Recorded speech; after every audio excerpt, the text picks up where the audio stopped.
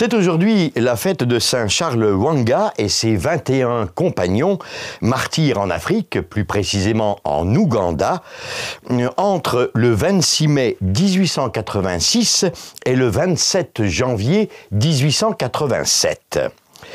Ils ont été brûlés vifs, torturés, certains décapités, d'autres noyés, tous âgés entre 13 ans et 30 ans. Les Pères Blancs étaient arrivés moins d'une dizaine d'années avant leur martyre pour leur porter l'Évangile.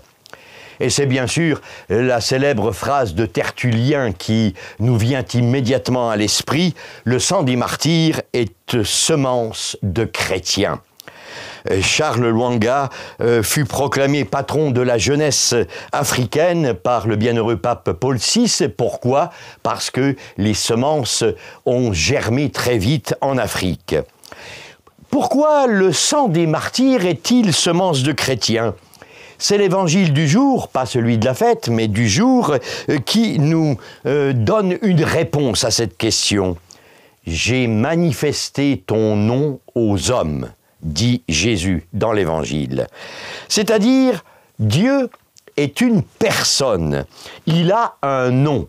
Ça n'est pas une idéologie, ça n'est pas une idée, ça n'est pas un être abstrait, c'est une personne. Et il cherche lui-même les personnes que nous sommes. Pas des numéros dans une grande machine du monde, en quelque sorte, mais en nous appelant toujours par notre nom. Une relation de personne à personne. Jésus est finalement la possibilité qu'a Dieu d'être appelé « tu », d'être appelé comme personne, comme cœur, comme celui qui sauve en Jésus, puisque Yeshua, Jésus, cela veut dire « Dieu sauve ». C'est cela qui explique le choix du martyr.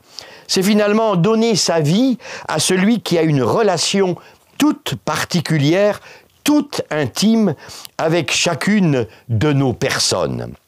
C'est cette relation personnelle entre celui qui accepte le martyr et Dieu qui explique la cohérence, le sens, la finalité du martyr.